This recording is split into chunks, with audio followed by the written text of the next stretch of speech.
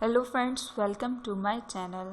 Friends, अपनी इस video को स्टार्ट करने से पहले मैं नए आने वाले यूज़र से ये रिक्वेस्ट करूँगी कि वो हमारे चैनल को सब्सक्राइब करके जल्दी से बेल आइकन के बटन को प्रेस कर दें, ताकि हमारी जो लेटेस्ट वीडियो होती हैं वो आप तक जल्द से जल्द पहुँच जाएँ और आप लोग उनसे फ़वाइद हासिल कर सकें।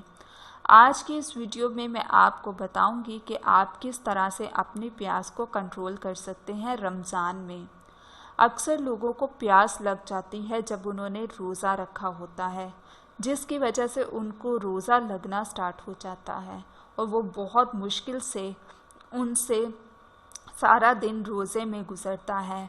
और उनको क्योंकि प्यास बहुत ज़्यादा लगी होती है और वो बार बार यही कोशिश करते हैं कि किसी तरह से टाइम गुज़र जाए और अफ्तारी का टाइम आ जाए और हम अफ्तारी करने में सबसे पहले पानी ज़रूर पिएंगे।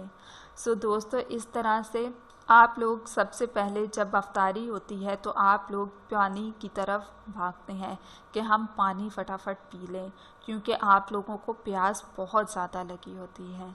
सो आज मैं आपको प्यास बुझाने का एक बहुत ही आसान टोटका बताऊंगी, जिससे आपका रोज़ा आराम से गुजरेगा और आपको प्यास नहीं लगेगी।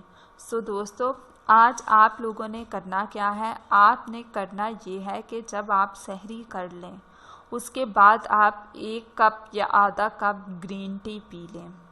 ग्रीन टी पीने से आपको प्यास नहीं लगेगी और आपका रोज़ा आराम से गुजरेगा और आपकी सहरी में जो आपने खाना खाया होगा वो भी आराम से हज़म हो जाएगा। ज़्यादा स्पाइसी चीज़ें खाने से भी आप लोगों को प्यास लगती है, सो स्पाइसी चीज़ों से अवॉइड करें और सहरी में आप लोग ग्रीन टी को पिए। इससे आपका खाना भी हज़म हो जाएगा और आपको प्यास भी नहीं लगेगी।